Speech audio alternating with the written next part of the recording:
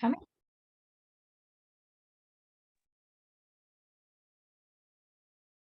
Good evening, everyone, and welcome to tonight's webinar. Before we get started in a few moments, I just wanted to remind everyone that tonight we're using the Zoom webinar feature. So if you have any questions that come up throughout tonight's presentation, feel free to pop them in the Q&A section below. And if you have any questions, we'll make sure to answer them. And a recording will also be made available afterwards. At Nature Canada, we respectfully wanted to acknowledge that today I'm calling in from the traditional unceded and unsurrendered territory of the Algonquin and Anishinaabe peoples, where our office is located. And tonight, I am excited to introduce you all to Courtney Skye from Protect the Tract, Arlene and Danny from Water Watchers. Thank you all for joining us tonight. World Migratory Bird Day is a great time to look deeper at the connections between migratory birds, wetlands, the role of grassroots people power in protecting water for all life, and the intersections of nature protection work with Indigenous sovereignty. So welcome, everyone. Thanks, Autumn. I'm going to start us off today, and maybe I'll start in the context of just framing specifically that I'm not a migratory bird expert by any stretch of the imagination. We're here really to talk about like the water protection side of it, and to respect and honor why wetlands are so significant to all of life, including our feathered friends. And I want to just start by just saying from where I'm coming from. I'm joining you here from Dish with One Spoon territory. I'm here in Treaty 3 with the Mississauga of the Credit, and earlier this week I got to see a number of evening grosbeaks in my backyard, and just yesterday I saw a Baltimore oriole on my way home. This is such a wonderful experience every time of year as the migrators fulfill their cycles. I am blessed to live in the riparian zone along the banks of the Eramosa River, which is part of the Grand River watershed. I'm a guest on these lands. My ancestry comes from different parts of the globe. As a guest here, and one who also advocates for the health of the waters that sustain my life and the lives of my family, friends, and kin, including the more than human relations that I'm entangled with, it is essential that I do so in relationship with the original and enduring stewards of these lands. Here in this unceded territory that I call home, there are agreements in place that have come from the land through the many, many generations of first peoples of this place, namely the Anishinaabe and the Haudenosaunee peoples. These sovereign nations with their long-standing governance structures hold many of the keys to a return to health of the lands and waters many of us now call home. The embedded agreements of these places, when embraced, can also help us to learn what it means to be good guests on these lands and good ancestors to those who are yet to come. So I'm interested to hear who's joining us this evening. So please feel free to share in the chat whose traditional territories you are joining from and who you are. And if you don't know the territories, that's okay too. At the end of our presentation, we'll have some resources to share that could help you along that journey. And now I'm going to pass it over to my coworker, Danny. Thanks so much, Arlene. I'm Danny. I am the program director with the Water Watchers, and it is such a delight to be here with you tonight. I'm going to just give a quick overview of the presentation that we have for you this evening. We're going to start out with a section that's just about us and why water and wetlands are where we focus and why they're so integral. We'll follow that with presenting a little bit of a philosophical piece that we call working inside versus outside the bubble.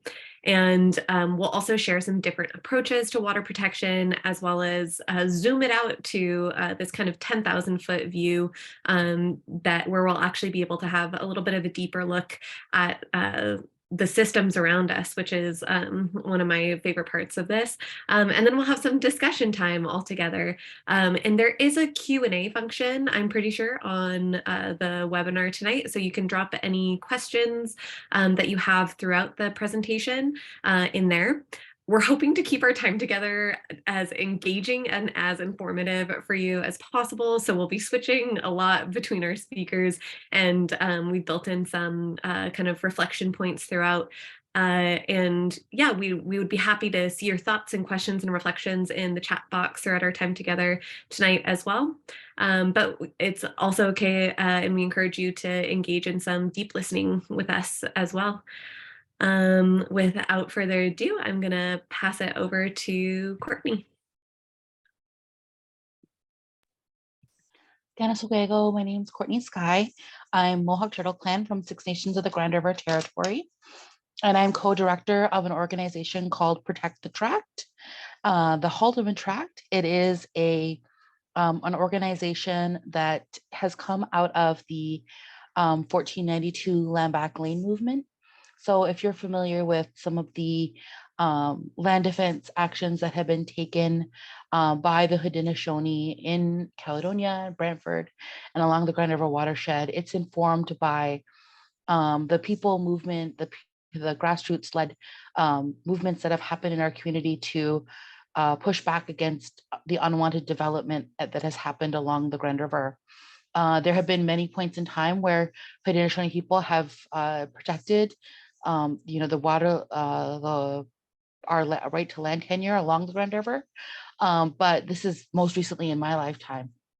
And so a lot of people remember 2006 when Douglas Creek Estates and Gunestado was defended from unwanted development. And that was when I was in high school. That was when I was a young person. That was when there was a lot of people that I would consider aunties and uncles who were engaged in this land defense work. And they fought really hard to protect that land and start a conversation around restoring our land tenure and restoring jurisdiction along the Grand River. But that stalled. It didn't go really anywhere. The federal government and province didn't really continue to engage with our leadership. And so things again went stagnant. And then 15 years later at 1492 Land Back Lane, the same type of conflict arose again.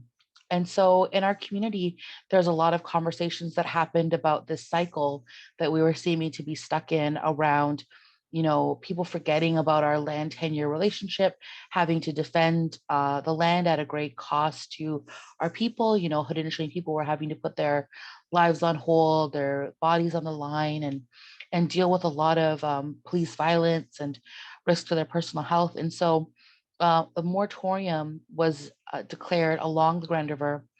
This was put into place by our hereditary government at Grand River. And it was seen as a point where we could put a pause on the development was happening, that we can't have meaningful nation to nation conversations. We can't have meaningful reconciliation or action while land is still being developed and stolen from under our feet and being developed without our consent along the Grand River. So the moratorium is a kind of a catalyst to have meaningful conversations around the future of land stewardship around the Grand River watershed.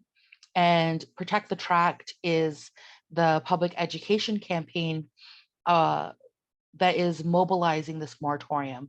And so the organization that we've started, the Protect the Tract, is working up and down the Haldimand Tract to talk and engage people around this conversation about what does the future of stewardship look like for the Grand River? How are we restoring and ensuring Haudenosaunee rights are respected along the Grand River?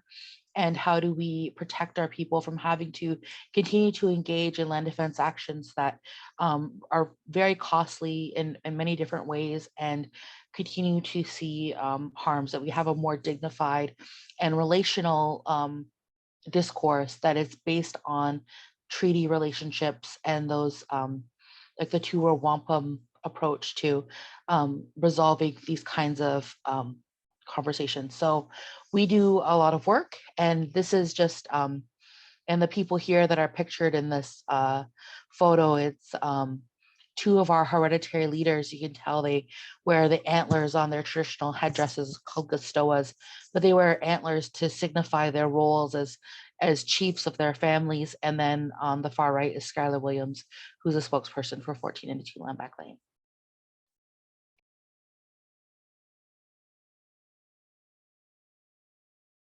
Thanks so much, Courtney.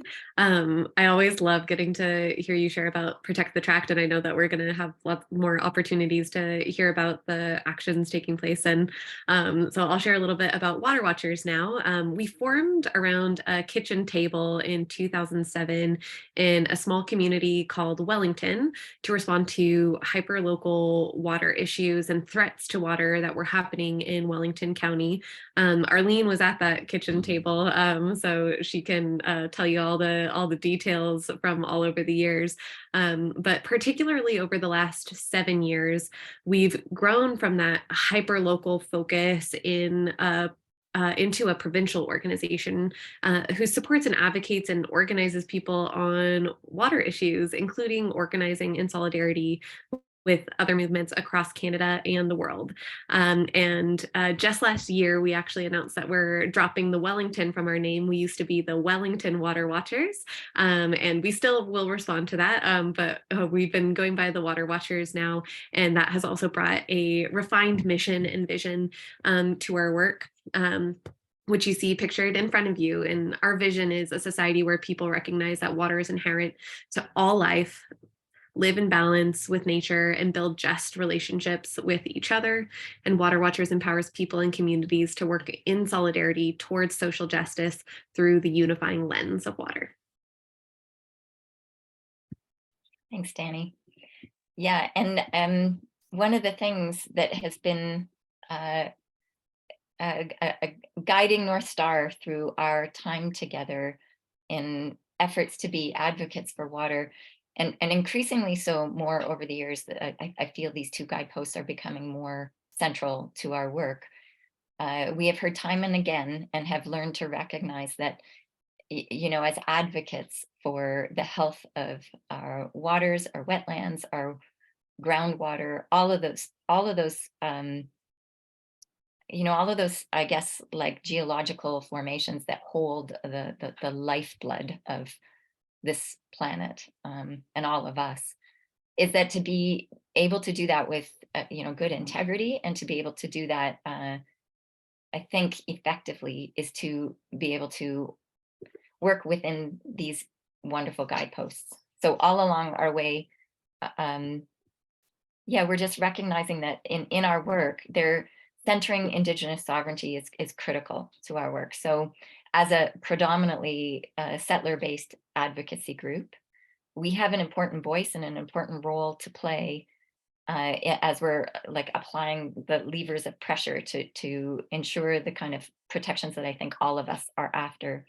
And that we must inherently recognize that there is a governance structure that's been in place from many, many, many generations on these lands and waters, and held by the original enduring stewards of these lands.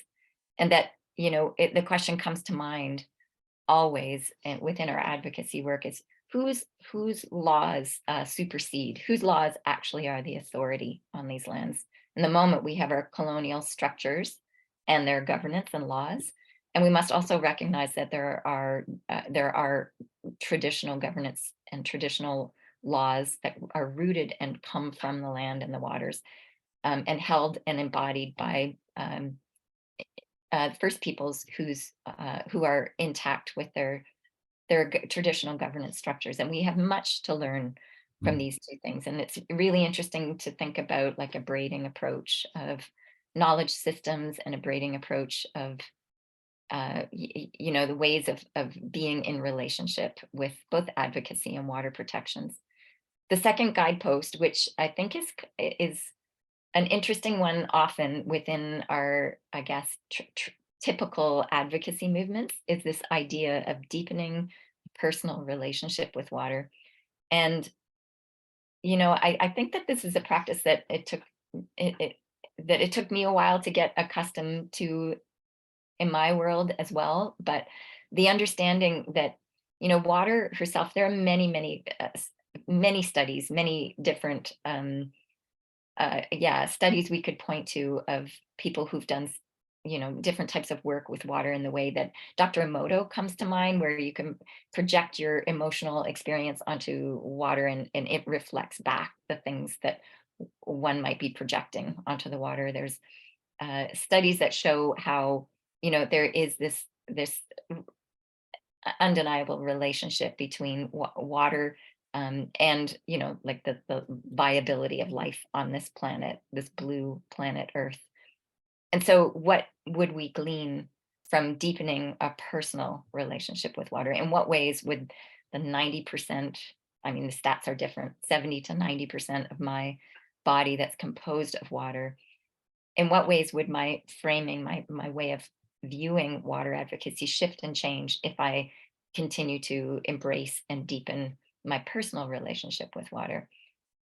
So that's a fascinating guidepost that takes a lot of interesting explanation. And when we work between these two with our particular theory of change, these help to guide our way forward. And we hope to share a bit about that in this presentation.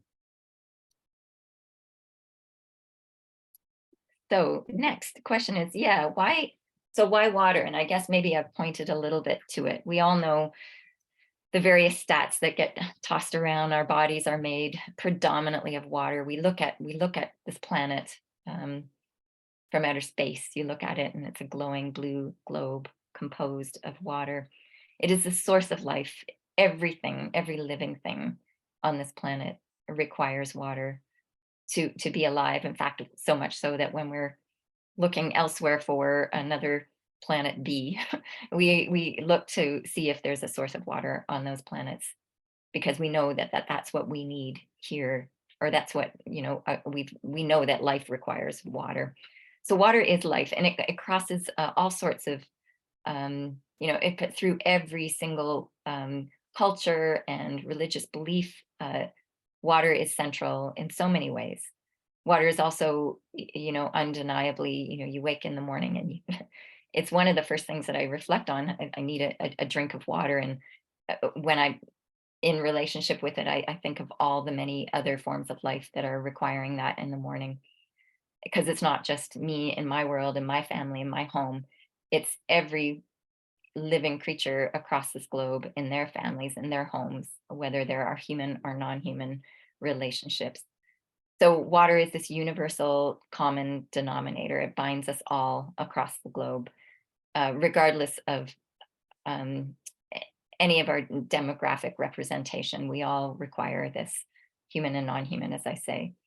We all know too the stats around the scarcity of fresh water. I think the current stats are something like 3% of the globe has is 3% of the global water capture is fresh water. The rest is salinated, and of that, only 1%, less than 1%, is accessible, because much of it is captured in different formations. Some of them are glacial or Arctic ice forms, or some of it deep rooted into groundwater. So it's scarce. This amount that we all across the globe require it's scarce, it's precious, it's fundamental to life.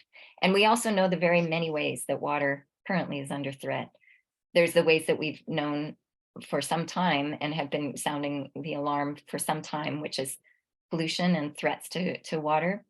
And then there's more current and relevant threats to water, as well, as we head into a world where water now is exchanged on stock markets. Private equity firms are acquiring access to water. And it's a little bit frightening to think about what that world going forward could look for. So for all these reasons, and so very many more, with water as our common denominator, this is a place where we know that we can reach hearts and minds and activate people power, because of the things we all require in order to live here. And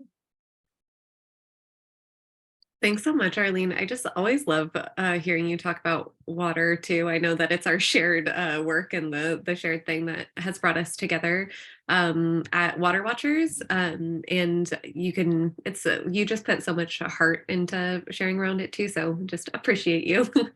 um, so kind of swinging into from this wide view of water to a very narrow view of water on some level of like just zooming into wetlands specifically and their functions and their importance. Wetlands, which are also known as marshes and bogs and fens and swamps, they're absolutely critical ecosystems. 40% of the world's species are in some way reliant on wetlands.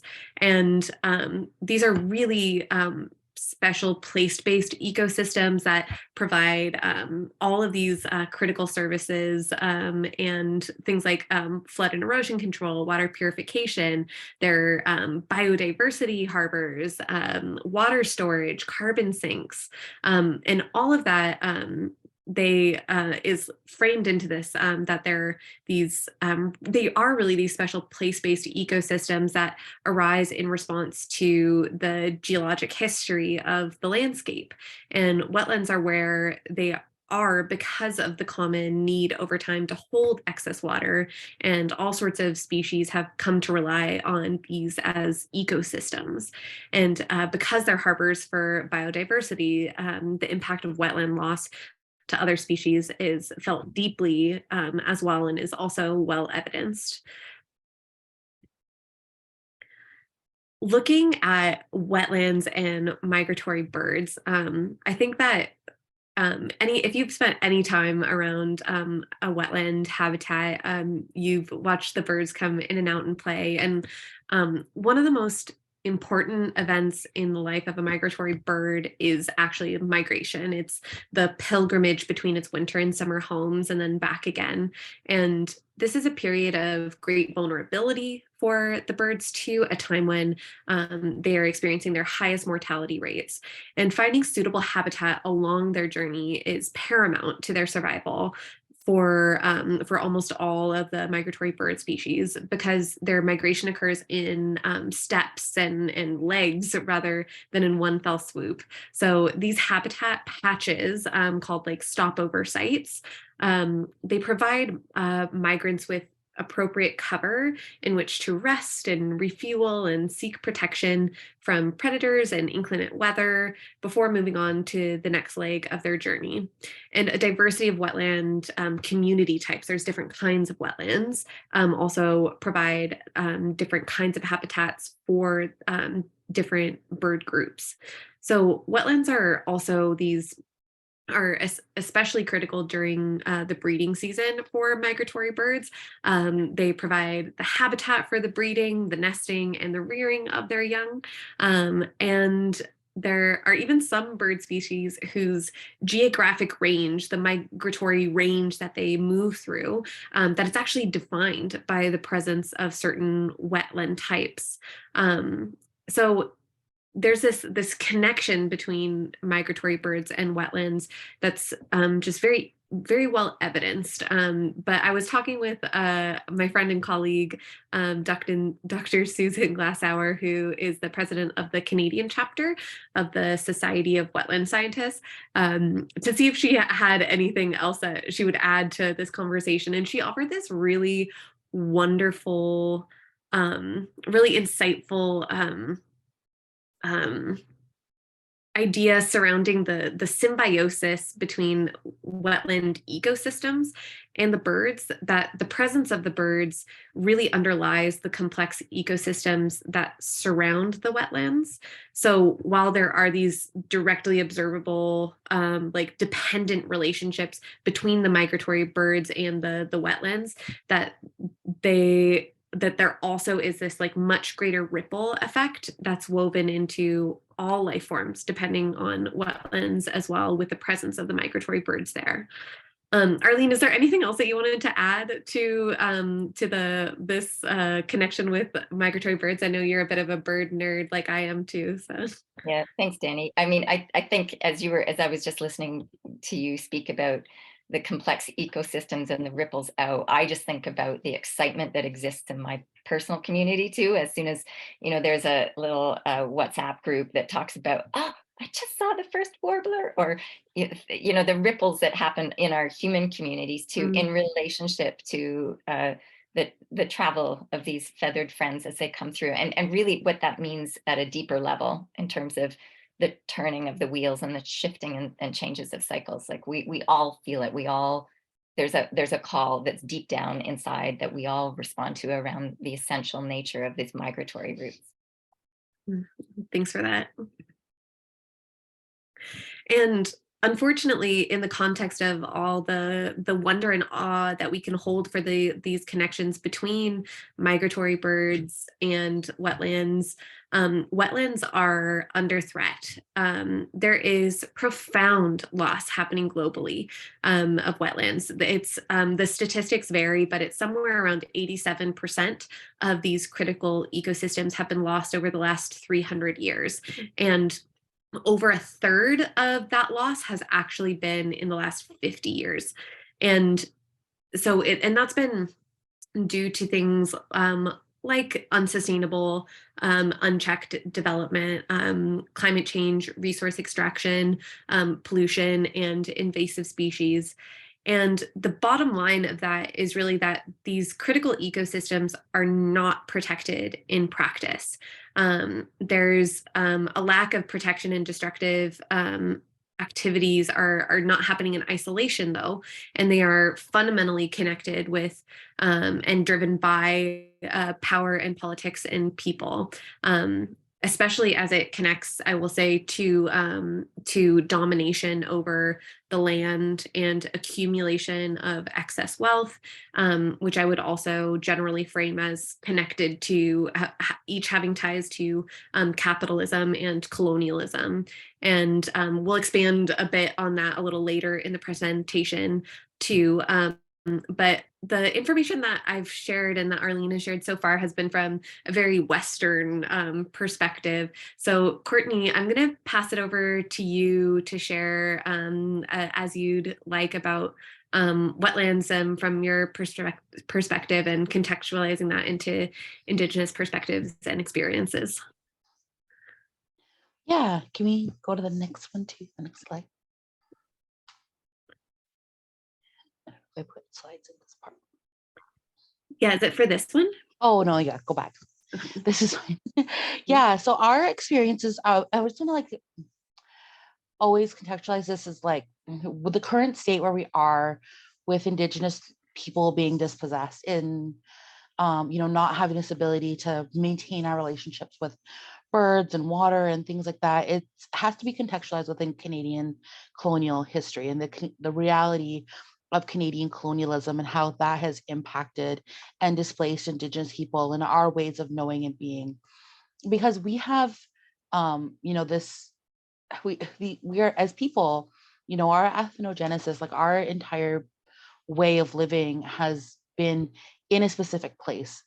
And so for us as Indigenous people, like us as Haudenosaunee people, like we talk about, like, Arlene was talking earlier about whose law, right? Well, for Haudenosaunee people, our law is born from the land and developing a millennial relationship with a very specific geographical location. And this is true for all Indigenous peoples. Like I see people from all over what's now called Canada that are watching, but there are kind of these really distinct parts of different territories where Indigenous peoples develop these relationships of stewardship and tenure over the land. And so for Haudenosaunee people, our laws talk about birds and the eagle, and the eagle is the leader of the birds, and the maple tree is the leader of the trees, and strawberries are the leader of the fruit. And we talk about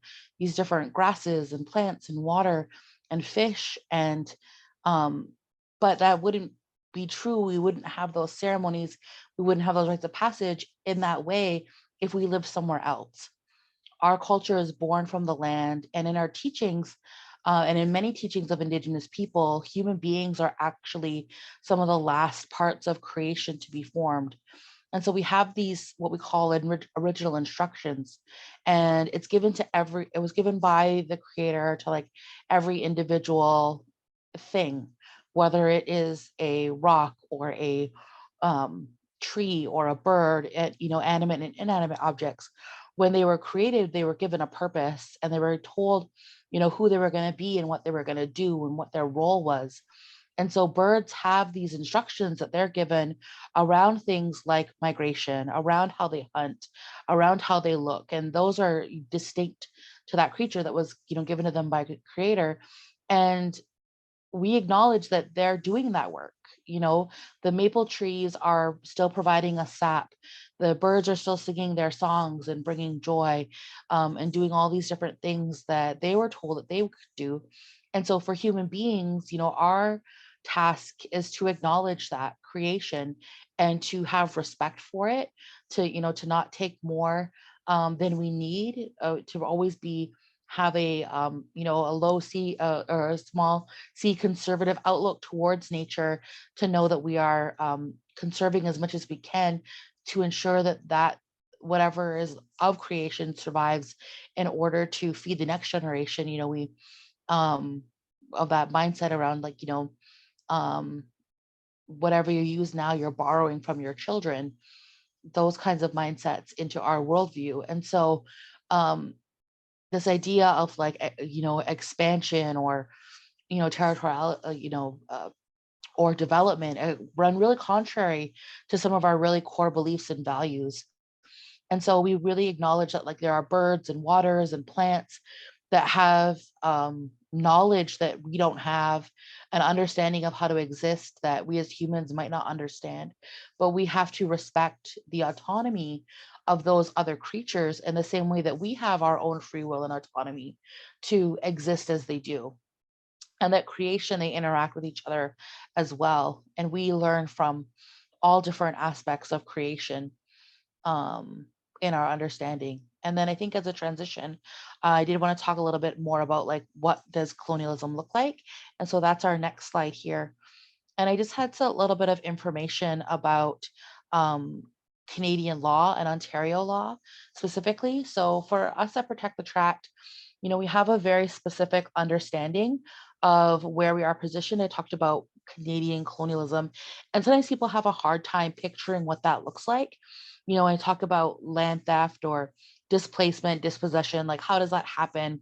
Or how is it maintained? I just have an example for you for an Ontario context. So the provincial law and Ontario law enables land theft and exploitation of Haudenosaunee lands. So in this map, you can see Lake Ontario, Lake Erie, Southern Ontario here in the map, and the green area, highlighted area, is the Haldimand Tract. So that is the traditional territory of, a portion of our traditional territory that was granted to the Haudenosaunee. We also have another treaty called the Beaver Hunting Grounds Treaty, or the Nanfan Treaty of 1701. And this spells out the broad territory of the Haudenosaunee. And this is sometimes referred to as the area between the three lakes. But it covers this part of Southern Ontario. And Ontario has legislation. They have the Planning Act, which governs the places, governs where development happens, the Places to Grow Act, the Provincial Policy Statement that talks about how development happens in Ontario. So this map here, the lighter gray area here, shows the Places to Grow Act. So this is the part of Ontario where development is incentivized, and developers are actually given an incentive and increased density of development, where they're encouraged to see development through in the province. And you can see this is entirely within a Haudenosaunee territory. What's also interesting about this map is this dark gray area, this kind of, the horseshoe shape. That is the green belt in Ontario that has additional protections for ecologically sensitive areas. And then if you look towards the lower portion of the Haldimand Tract, you can actually see where municipal boundaries follow along this traditional um, this mapping of Haldimand Tract in the borders there of Haldimand County and Brant County in the region of Waterloo, where we see this border of where environmental protections that have been laid out by the province actually end at the boundaries of our treaty territory and don't extend through where our treaty territory exists, but also where we see the province creating a legal framework where developers and municipalities don't have to uphold the duty to consult or the honor of the crown as spelled out in Canadian court law, civil law, but also as defined in the Canadian Constitution. So that is the next slide. We move there. So this is where we see a lot of opportunities, or I guess a lot of issues as well. There's a lot of systemic barriers that stop Indigenous people from being fully able to exercise our land stewardship responsibilities across our territories. And these systems and structures are maintained by the Crown. So this is my very rough map of Canada's Constitution. But Canada's Constitution divides power in two ways between the province and the federal government.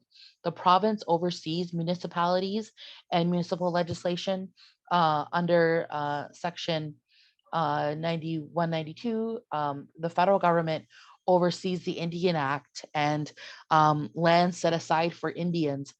And so through this division of power, we see a lack of comprehensive policy and law that would create a unified legal regime that would uphold, the duty to consult and Indigenous rights that are enshrined in Canada's Constitution or international human rights frameworks. So in this disconnect that exists between the Indian Act, provinces, municipalities, and the federal government, there's a lot of legislative and policy voids that exist within an existing framework. So we see a lot of opportunity to create action and work there, but also looking outside of this Canadian constitutional framework, looking to international human rights mechanisms and things like the United Nations Declaration on the Rights of Indigenous Peoples to be guideposts or things that can guide and can put into context how disconnected and far from the human rights standards Canadian law actually is. And then I think the next slide is the last one. And so, yeah, so we do have strategies to create change. And we've talked a little bit about, some of these different strategies or different things. But within that framework, within those lack of movement, there is a lot of space for us. We see an opportunity to create change. There's obviously like a legislative process. So this is the type of policy reviews that exists within public consultation. So typically legislation is reviewed. There's a very formal process for that. There's a political process where you kind of try to speed up that process that exists within the Canadian framework, but then also radical tactics. So grassroots efforts that disrupt processes and utilize many diverse strategies that exist outside of the typical process. And so for us at Protect the Tract, and for our mindset, all of these things are good.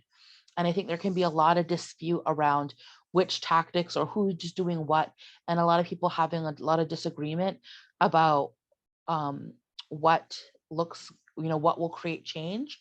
But our perspective is, everyone is taking the route to safety, to environmental protections that they see capable when they're pushing for change, especially within our Indigenous contexts.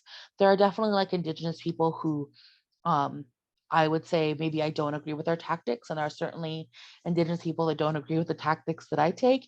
But I can at least acknowledge that we are both pushing for the revitalization of our people, and that I don't believe any Indigenous person is working contrary to or working to annihilate us as Indigenous people or erase us. So I try to leave a lot of space and grace for people and other Indigenous people that are may or may not do different things when it comes to what tactics they take. I'm thinking of like Indigenous people that are deeply involved in economic development that might see some ecological damage to Indigenous people, but I try to always come from an understanding place that, you know, they are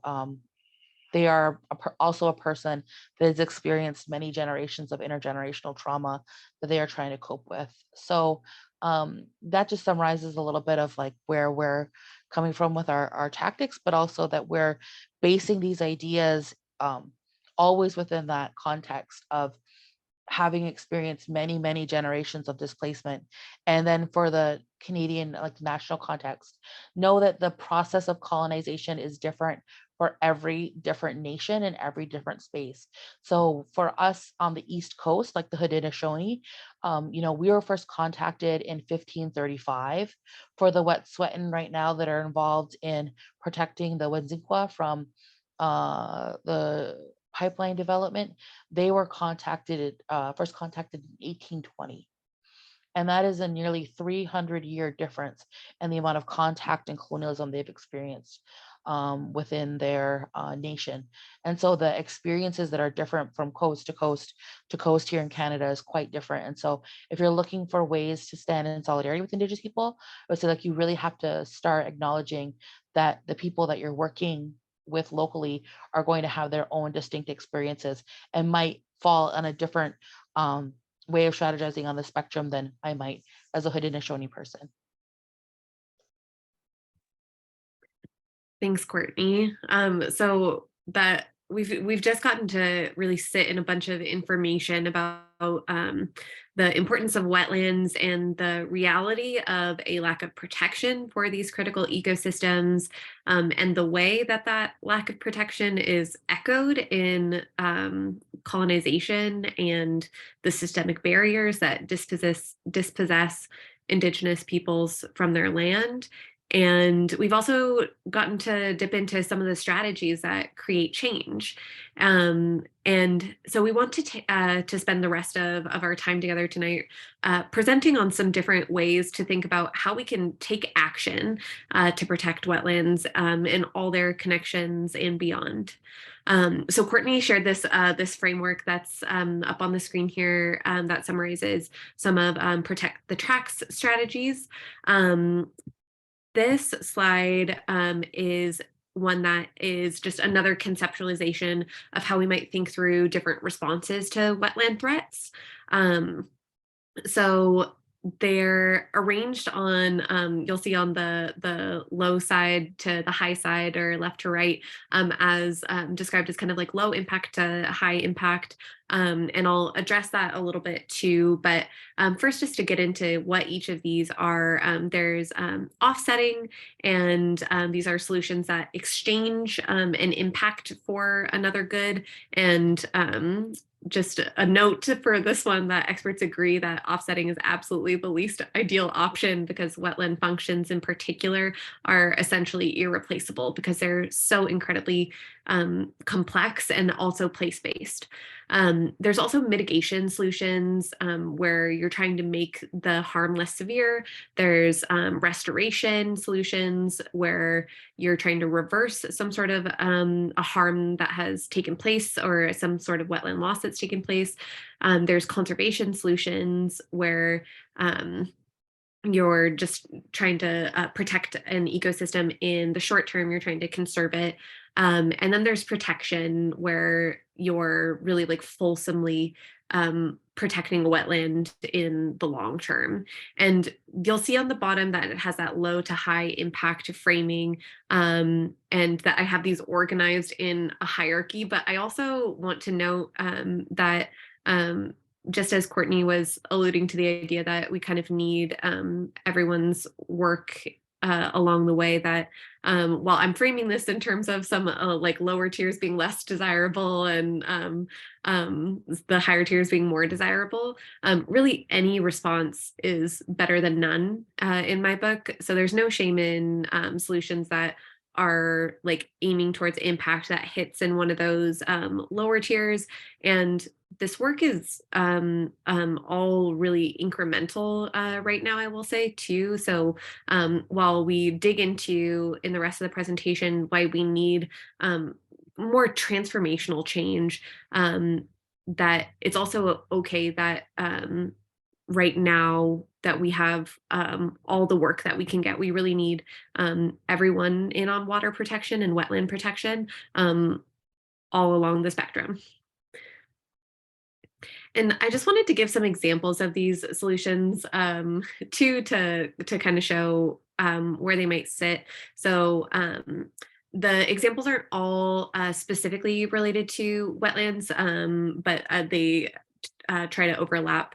So an idea with the offsetting, like a net zero solution, is how I summarize an offsetting solution, where it could be something like tree planting, where it's trying to swap the amount of carbon capture that a wetland has by planting trees that will capture the same amount of carbon. There is also a term that's popular in popular use called wetland offsetting, which is a little bit different. Wetland offsetting describes like a broader conservation policy of protecting wetlands for their ability to do things like mitigate floods and capture carbon. So that's a little bit different. Mitigation solutions I described as like could be worse solutions. They incorporate wetlands into development designs, or they use constructed wetlands. It's things that are not ideal, but it could be worse. They're not being completely destroyed. Restoration solutions, I call investment solutions, because they mostly require some sort of like big input of money to restore an ecosystem. So there's crowdfunding and social enterprise and petitions to mobilize capital, both private and public, that can be captured there. And then there are these conservation and protection solutions, which I call like policy and legal solutions. And so these are things like personhood for waterways would be like a really interesting solution to conceptualize here, where and I grouped them too because of the conservation and protection solutions, because it's really hard to tell in the moment whether something ends up being a short-term or a long-term solution for protection. But this idea of personhood for waterways is a really interesting way to think about of giving protective rights that are equal to that of a person. And yeah, it's a cool approach there. And yet, how is this working? I just want to like pause here to reflect on the framework that I just presented and the solutions that are embedded in there, as well as the content that we've heard the rest of the night. That there really are these responses to wetland threats that are not working in practice, and wetlands are still being absolutely devastated here at home in so-called Canada as well as abroad. And that begs the question, why aren't things working? And that is a really interesting question that was part of that journey in those 7 years that it took for Water Watchers to grow into a provincial organization. And Arlene is going to speak to this a little bit more, but there are different analyses of power, politics, economics, etc., behind why this harm is ongoing and why these approaches aren't working. So we're going to present the analysis of Water Watchers for why this isn't working, which is a concept that we call the bubble, and how we actually use that concept and how that concept has transformed how we take action for protecting wetlands and water and beyond. So Arlene, I'll pass it over to you. Thank you. Thanks, Danny. Yeah, so many years ago in my early years of advocacy, I started off in the naive assumption that you just get enough facts together and you just present them, and decision makers the truth will rule and decision makers will make the right decisions. So that came from a mindset that just like, yeah, you present the facts, we will prove the injustice that's happening, and people, politicians, and companies will end up doing what's right. And what that looks like in practice is that it usually involves, and Courtney was referencing this, it usually involves working through the avenues of engagement that are available to you within the system. So these are things like such as submitting a public comments during consultation periods or delegating to city councilors. And I'll never forget when many years ago we engaged our constituents in a process of, applying, commenting on a permit to take water, and we uniquely flooded, pardon the pun, the Ministry of the Environment with more than 8,000 comments opposing a particular water extraction. And, in my framing at the time, I was like, the truth, that's enough. That's a lot of people. And of course, the permit went ahead anyway, and ended up with this consideration that, sometimes environmental regulations are simply there to regulate the environmentalists. And so we started to begin having this understanding that this inside of the bubble, this way of opposing that still exists within the system, is fueled by the core belief that, we will win because the truth is on our side and we must win. But overall, it's working under the paradigm that the system is just designed to produce the outcomes that it is. So again, the thinking that if we play by the rules, arm ourselves with the facts that prove what's right, and present them to the decision makers, it will lead to a just decision. But we learned that this, time and again, we have learned that this is not the case. So we had to think about, well, what is the difference between working inside of the bubble and working outside of the bubble? What are the ways that we can even just imagine what that looks like? So once we recognized fully that it was not the case that the truth will set you free, that it's not true that an outcome that is just true or right, it certainly will not be the guaranteed way to make its way through this method, because there's much more than fact and truth in determining what an outcome will land as.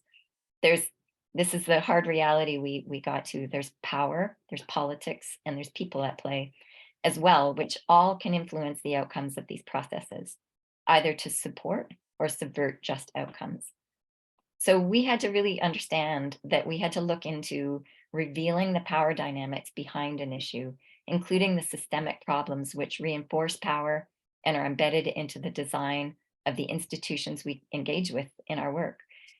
And some of this came through, I appreciated that in Courtney's section as well. And that I had mentioned before too, all of this within the bubble context too, all exists within giving authority to the decision makers that are in the colonial structures. So what possibly could it look like to provide authority, or to offer, or to defer our authority to the governance structures that came from the land through the original peoples of these lands? So, and in particular, when it comes to wetlands, we know these are ecological treasures, and yet they still are continually under threat of destruction as the pace of modernity charges ahead. All right, so I think this is, we're going to look a little bit into this next context, which is the historical background of how we at Water Watchers kind of came about. So again, in the early years, this was back in 2007, we formed in those days in response to a really particular threat that was happening right here in our county. And, we were just a group of citizens sitting around a table, as Danny had mentioned. When the organization was founded, we spent a lot of time and resources working to educating ourselves, arming ourselves with the facts and data that clearly showed the way water bottling and below the water table blasting threatened water. And we engaged with the community on this knowledge because we believed that the truth was enough to make sure water was protected, because the government would have to reject these risks to water and public health. But we quickly realized we weren't getting the results that were proportional to the facts. So we started questioning and grappling. We did this as a staff, as a board, as a community of people engaged in this work. Through this grappling, we realized the political and regulatory systems that we have are really designed to support resource extraction, not protect them. This is a very hard reality to come to. And I think that many communities have already had this understanding, deeply embedded communities who had been on the receiving end of the brunt of colonial impacts. But for communities who maybe were making their way merrily in the world, this was a hard reality to come to. So again, our trajectory after questioning, we had a good analysis of this, what this meant. Outside the bubble thinking started with our org in our organization in about 2016, when we started applying a different analytical lens to the systems around us and developed a new theory of change. Revealed how we'd been toiling away inside the bubble, trying to get these systems of power to work for the environment. And we opened our eyes to the power dynamics at play that keep these systems from effectively upholding or protecting critical ecosystems like wetlands and all the life that depends on them. It was at this point that we started using outside of the bubble strategies, where our theory of change is centered on creating the social and political pressure needed to ensure key decision makers enact environmental protections. And this happens not just through arming ourselves with the truth and the facts. It's good to have those, and it's good to know those on our side, but we grew to learn that the only thing that moves colonial structures is overwhelming political pressure. And this is rooted in organizing at the grassroots level, gathering hearts and minds on values and things that we innately know, and working to apply that pressure to decision makers. So in essence, after this recognition, we embedded this mindset and strategies into our programming and practices, particularly surrounding the ideas of grassroots organizing, campaigning, and movement building and allyship. And of course, once we go into this, we head into intersectional work, which is critical in terms of framing the way that the environmental movement has been here for a good long while, and yet we continue to see environmental destruction at an alarming rate.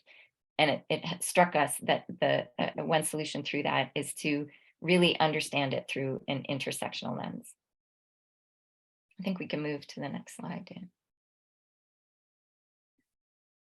So again, we landed here at this way of thinking after we came through that shift. We understand that the first line of defense are people, and people who are present, who can hear about and recognize a threat. And that's always people in their locale who can see and feel and be the first to hear about an impact or a threat. We then recognize that localized capacity, there is within every community, there is a localized capacity to respond to the threat in a timely manner, and that those people on the ground in that area are best suited to that. We then recognize that the role, we had to make transparent the role that power dynamics play. So people can go in with their eyes wide open to the ways systems are designed to empower some and disenfranchise others. And of course, this goes much beyond water protection and corporations to other social justice issues. So from there, we realized that as we're activating within communities, there's this potential to develop networks of support. That networks of support can be called upon through this strategy to support the localized actions and elevate them. So where in one community we might be opposing a development that will threaten to eradicate a wetlands, and perhaps there's another nearby community who's opposing a gravel extraction that will undermine the quality of their groundwater, those communities independently working on their own issue can be connected through a network to be called on to apply pressure on each other's. And of course, this is where we inevitably end up into intersectional spillover, because when you start applying this lens, people see more and more how interconnected environmental and social justice issues are. So it creates this intersectional spillover of enhanced impact for other causes, because a high tide raises all ships. Danny, I'm going to pass it back over to you. Thanks. Well, so we've gotten to hear about this idea of working inside versus outside the bubble, but what can that actually look like in practice? I think that that's a really, I always love to use examples so that we can kind of ground into, what it looks like on the ground. So I'm just going to take a quick moment to talk about what our kind of typical roadmap in this circumstance looks like. And generally speaking, it's some sort of a crisis connected with water emerges. In this example, there's someone who wants to develop a provincially protected wetland, and there's been some special circumstances that is going to allow them to development, or it seems like they're going to be allowed to develop it. And then community members gather and organize around their shared concern, and through sustained pressure is really where they are able to create the conditions for the decision maker to take protective action. And then we celebrate because we won, and we have a beautiful wetland with a great blue heron and some buffleheads that are enjoying it. So that I've made that sound like really, really simple 4-step process: crisis, organize, pressure, win. And it's not that simple. In reality, there are often months or years of planning that can go into the analysis of a situation, deciding on what outcome it is specifically that's wanted, consulting with Indigenous partners to make sure that that outcome is one that is going to be good for everyone, and be able to organize with everyone around, figuring out who the right decision maker target is, designing the actions that are going to create the sustained pressure for that specific decision maker to act, exploring the intersections of an issue and finding what other justice movements might intersect with it, and building the base of grassroots action that will sustain or increase pressure over time to win our water protection demands.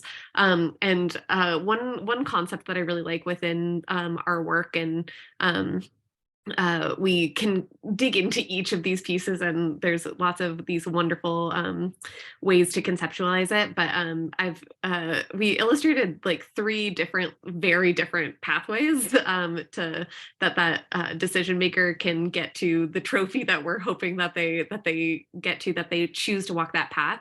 And we often are designing to create pressure, not to create the path. So it's the idea that the decision maker will find their way to enact the protection that the people are demanding because there's an overwhelming will for it. And then that is what leads at the end of the day to these winning circumstances. And then when we celebrate and we win, we also stay diligent and connected, because we know the fight isn't always over after the first battle as well. Courtney, I know you're doing lots of work in the Grand River watershed in particular to uphold the waters and wetlands and ecosystems around here. So I'm going to pass it over to you to share about some of that. Yeah, awesome. So I think I have a very similar experience to the Water Watchers, in the sense that, I also worked in the system. I worked in a very traditional policy landscape. I've worked as a policy analyst for 12 years, and I worked for the provincial government. I've worked in very typical spaces. I worked in, youth and child welfare spaces. And I had this personal sense of justice that I really wanted to see safety, especially for Indigenous women. I worked on the National Inquiry to end violence against Indigenous women. And through deepening my understanding of safety and systemic issues and finding those forward-looking policy solutions, I really came to this personal understanding that was the safety of Indigenous women is intimately tied to safety of lands and waters. And without having our traditional and inherent rights respected in our own lands and territories, we're never going to be able to extend safety towards Indigenous women, Two-Spirit people, and children within our communities. And so this image right here, for folks that are not from the area, this is actually the start of the Grand River. This is, people, I think when they think of the Grand River or like the headwaters of a river, you think of maybe like something significant that seems so like that would impress, something like a spring or like a water lava flow or something like that. But for the Grand River, it's really humble beginnings. It's actually this little wetland ditch between two farmers' fields in Dundalk. And this is where the Grand River starts. And this is what weaves its way through 310 kilometers of southern Ontario, draining into Lake Erie. And so for us, we talk about, facing this this violence, this unscrupulous kind of unwanted development. But and building my own personal understanding our personal history, but then also understanding what was happening contemporarily with the violence and the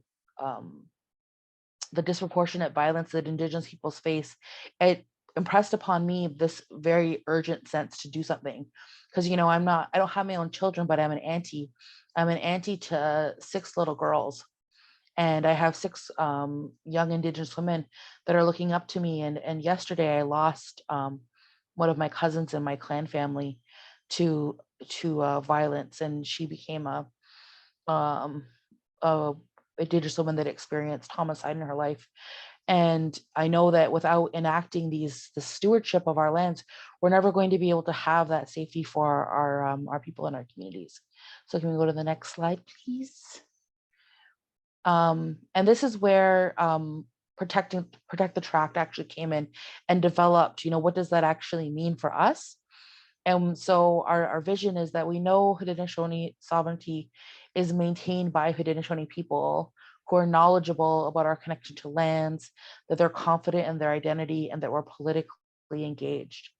So we are enacting sovereignty. We are acting as a catalyst for the political mobilization of our people, so that not just us, but a broad amount of our people can actually enact that sovereignty through the promotion of land stewardship over the Haldimand Tract.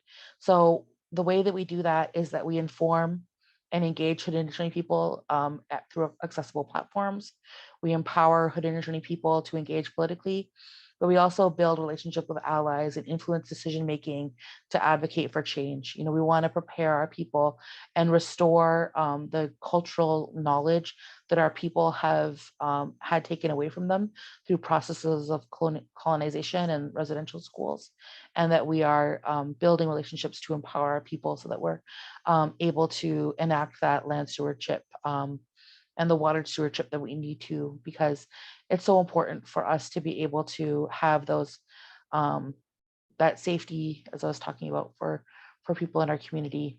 And this is how we see doing it for our people. As I said, other Indigenous nations will definitely have their own specific tactics, but this is how we've chosen to create a difference within our own territory along the Grand River. And I think that's the last slide in this little set. Yeah, thanks, Courtney. Yes. So we've thrown around the words of colonialism and capitalism and patriarchy kind of throughout this presentation too. And I want to take a moment just at the end of this our presentation section to zoom out and kind of frame what those things mean in our broader world right now. And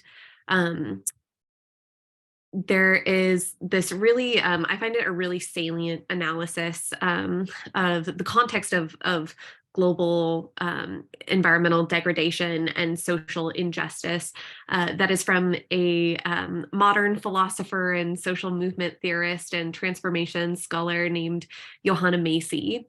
And she says that there are 3 simultaneous stories happening in our time. And she says, we are observing and participating in a world that is flatlining, breaking down, and being rebuilt all at the same time.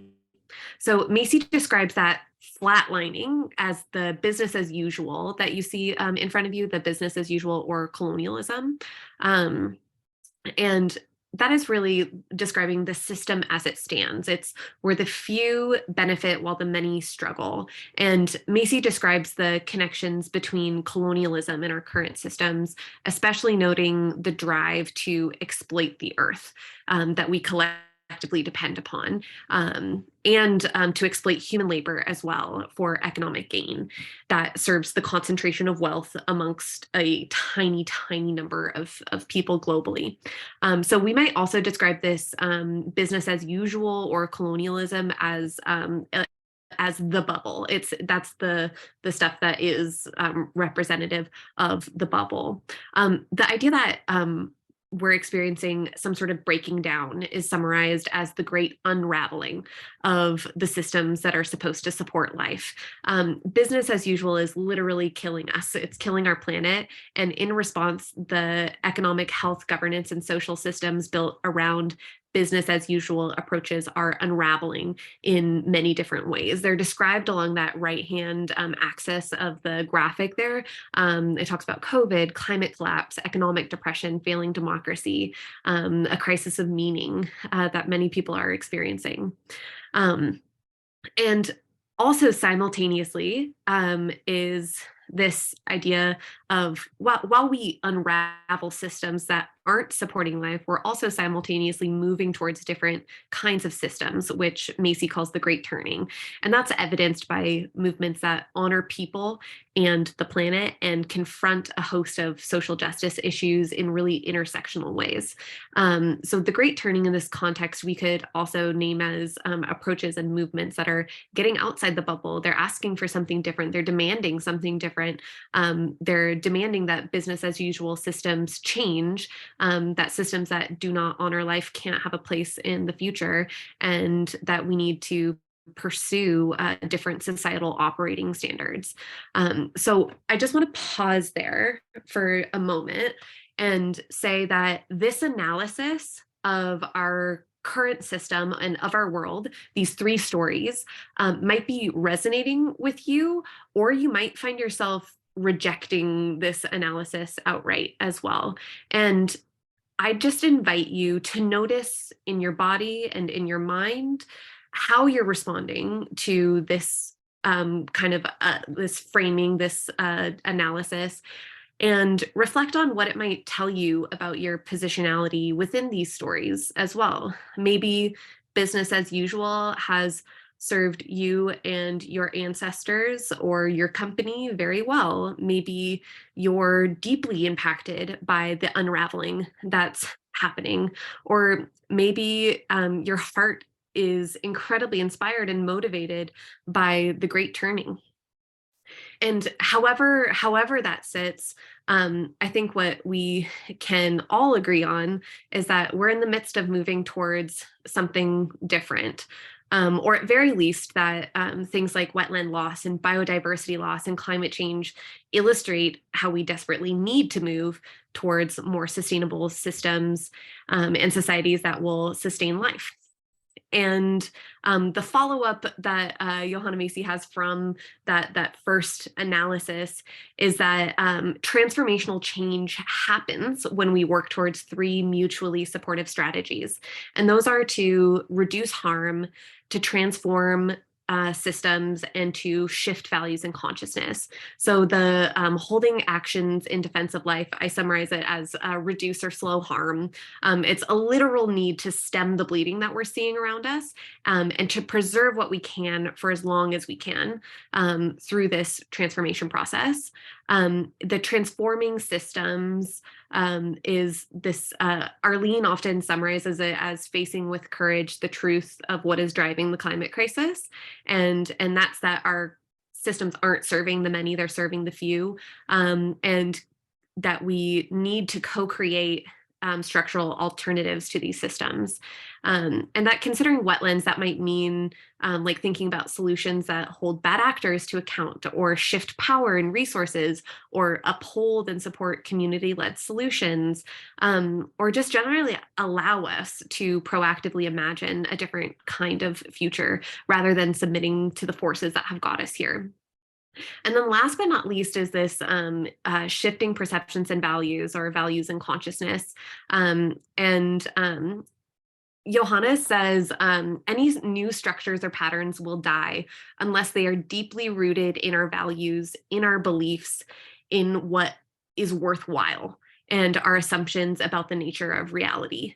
And this area is slow but critical work. And in short, it means that we are forces in the shaping, and that when we become aware of the values that we are informing in our work and upholding in our lives, that we can participate in shaping a world that does support life and shifting those perceptions and values and consciousness in a way that underlies kind of everything that we do. Arlene, over to you. Yeah, and I'm watching the clock and paying attention to wanting to be able to be responsive here as well as give Courtney a moment for some final words. But the piece that I just wanted to add to this is that, you know, in the field of advocacy work, one has to find the wins where one can. Anyone who's been in advocacy work knows sometimes those are hard to come by. And I would just like to share that once we shifted our framing and we shifted to the more like grassroots mobilization, people power, intersectional lens framing, when we started organizing, and this is one example here that's on the slide, when we started organizing in connection with the intersections, following Indigenous leads on a particular issue. In this case, it was opposing water bottling at the Nestle plant. We were in support of the youth and the clan mothers from 6 to oppose this water bottling. Their traditional governance structure issued a cease and desist order to the company. We put a call out to our people, and we had so many people come. We had a lot of people come, and it was a wonderful event. It built community. It felt like a win. The company's still taking their water, but there was a win on many other levels. That action, along with the solidarity of other groups across the nation and across North America, drove Nestle out of the country. Nestle ended up selling to a private equity firm. And, you know, they're still bottling water, and we still have work to do. But the win was in community building. The win was in grassroots mobilizing. The win was in relationship building and recognizing that, yeah, this notion of like a high tide raises all boats, and that our collective liberation comes when we work together across intersections. And so we might call this braiding work. There's many other terminologies for it as well, but it's finding ways at the grassroots level to come together. And for us, and I believe maybe in anyone advocating in a particular landscape, if we remember those guideposts that we started things, centering Indigenous sovereignty and deepening our personal relationship with water, or the part of the land that we're advocating for, that we're gonna build community. We will have successes. We'll be facing the challenges head on and with courage, and we'll have people around us to do that work with. So we need this kind of transformation. We need the great turning. We need to feed and accelerate the great turning to protect life now. And I think that we can all look around to very many examples of how Indigenous peoples across Turtle Island have always been at the forefront of this kind of work. And it's incumbent on us to be in solidarity and to back those movements. And so, you know, I would like to just hear any final thoughts that you would like to share, Courtney, too, on this topic, or ways that you've seen wins, or any final thoughts you have. Mm-hmm. I was just thinking of how just showing how long you guys have been working with Six Nations. My co-director of Protect the Tract still has his mustache in some of your photos. So just seeing like that's, oh gosh, yeah, we've had those long relationships there. But yeah, I just see this, lovely to see pictures of folks from for how we've worked together and worked in solidarity.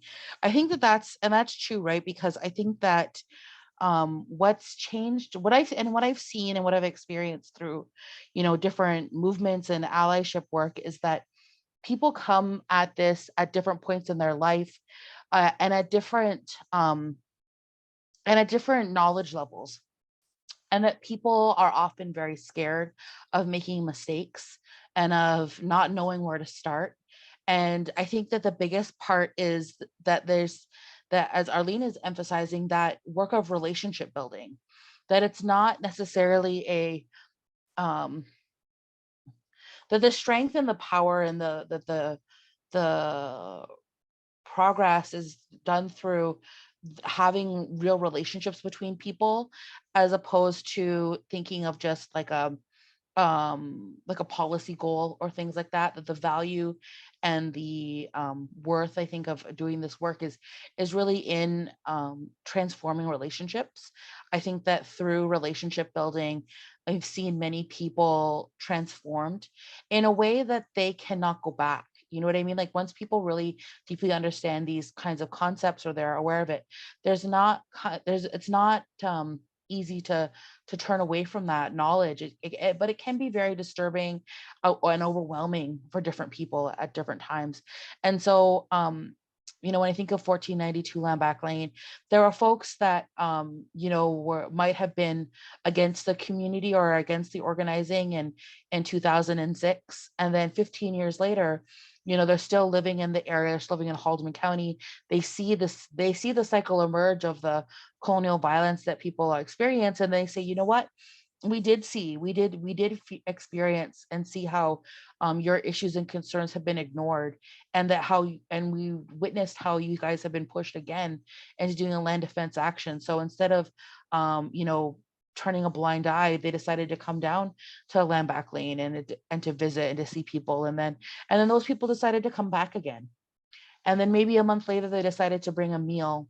And then after that, they decided to organize themselves and bring meals 7 days a week, and supplied our movement with just like an immense amount of care and friendship.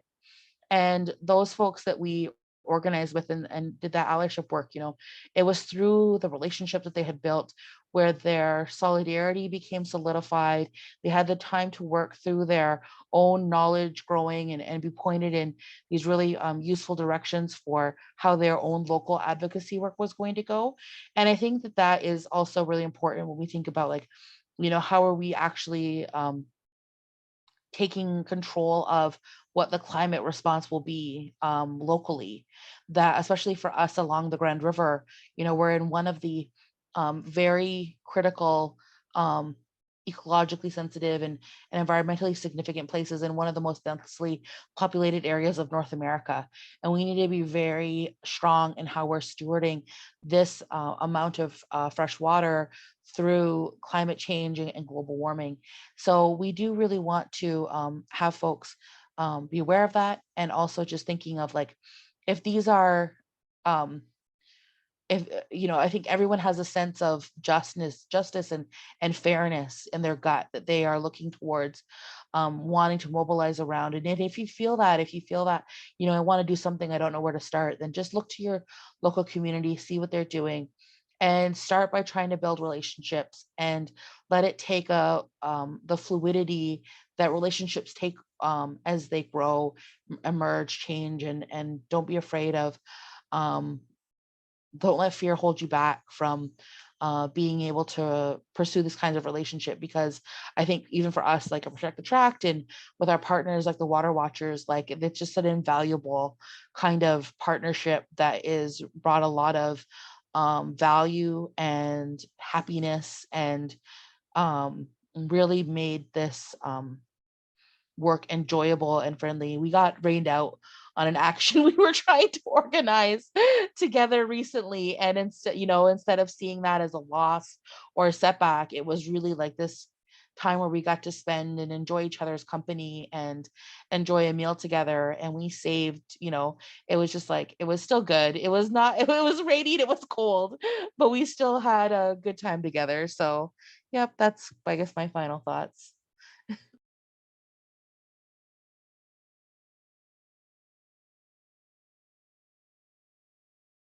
Thank you, Courtney, Danny, and Arlene. That was amazing. I am really inspired by all the solutions and thoughts that were discussed tonight. And I'm really looking forward to the rest of the Q&A. If anyone has any questions, feel free to please pop them in there or in the chat, and we are more than happy to answer anything that you might have thought of throughout tonight's presentation. And Danny kindly put in Protect the Tract's Instagram page, as well as their website and Wellington Water Watchers newsletter list there if you'd like to learn more. Thank you again, everyone.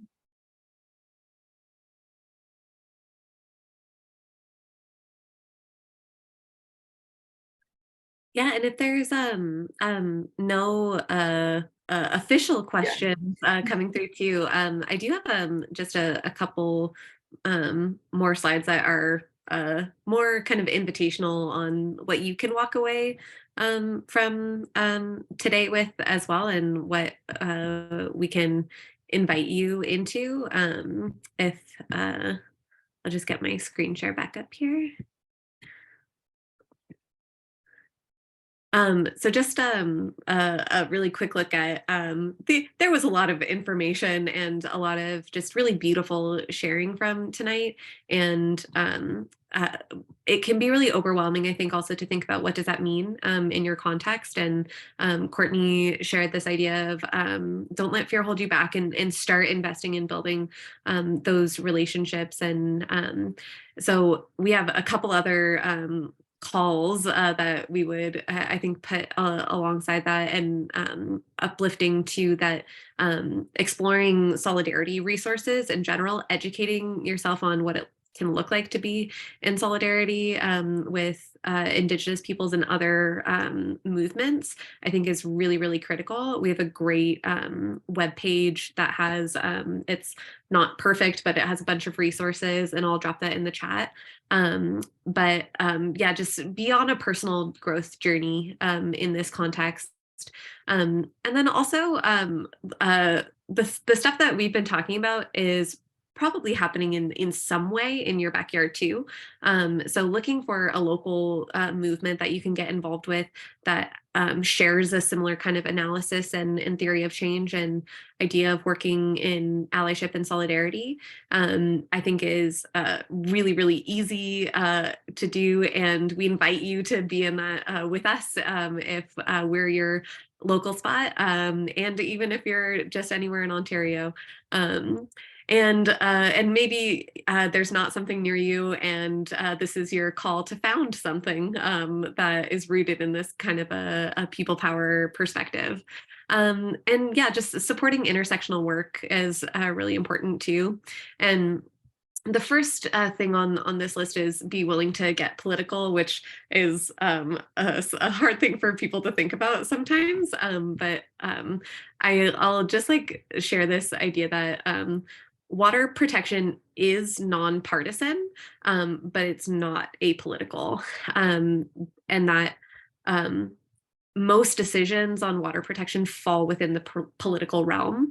And so you can still be in that nonpartisan space if you're a charity or an organization that is mandated to be there, and get political. And overwhelming political pressure is what we have seen actually drives the ecosystem protection and the honoring of Indigenous sovereignty that is going to lead to the to support the transformations that we need, and is really going to give us a better chance at a future that has that's sustainable and just, and honors all life that depends on water, which is all life.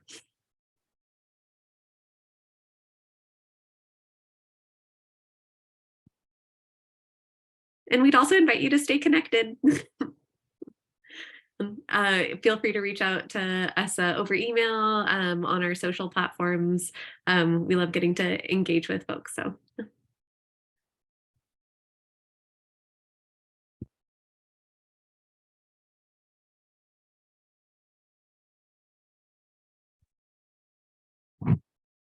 Awesome. Thank you again, Courtney, Arlene, and Danny. There's a question from the chat from Celeste, interested in how the event went on Monday in the rain. Oh, it's an event that got rained out, reorganizing for June 3rd. Okay, cool. Thank you, Courtney, for catching that. Rain was so heavy. No, that is the worst. But I hope the rescheduling goes well next month. Hope for good June weather. And yeah, we'll make the recording available for everyone. So I'll go ahead and stop it here.